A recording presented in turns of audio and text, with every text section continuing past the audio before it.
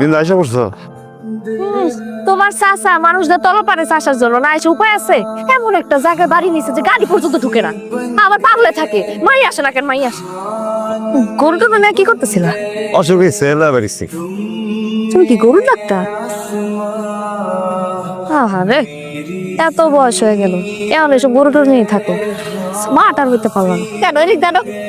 বললেন তো চলে দেখে গোবর উঠবো না, চলো। পাগল হয়ে গেছো তোমরা? আমি গ্রামে আসতেই চাই না মা, আর ওই দিকটা তোমরা গ্রামের একটা ছেলের সাথে আমার বিয়ে ঠিক করে ফেলছো। তারপর মালিক মানে যার গা থেকে আমার গরুর গন্ধ আসে। তোর এই স্বভাবের কারণেই তো তোর আব্বা এই সিদ্ধান্ত নিচ্ছে। আমরা বাইরে থাকতে তুই বাড়িতে আসতে চাস না।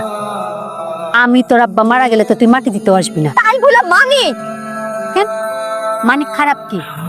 শিক্ষিত পোলা, দেখতে ভালো। আমি পছন্দ করি না মা, আমি করি না।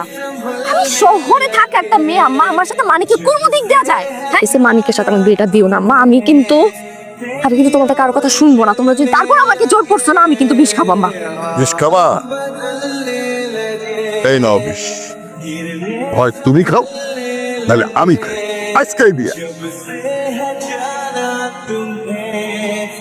আরে নতুন ভাবি যে, আসসালামু আলাইকুম।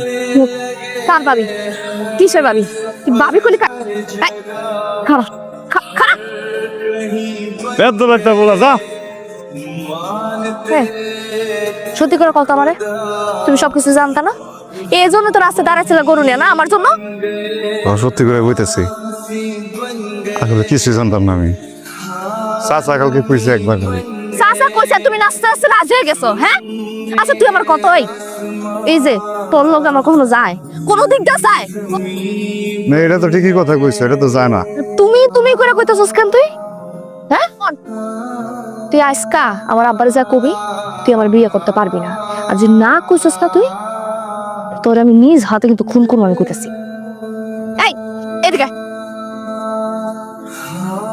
এখন যাইতে বলছি তোর, আমি একটু পরে জানালে বুঝতে লেবো। তো বাপের কাছে যাইতেছি আমি, রেলে যাইতেছি মাথা ঠাইতে।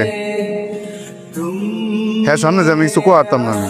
আচ্ছা তোর কিছু করলাম না, করতেছি কিন্তু আমার বুদ্ধি বাউ করে লাগছি।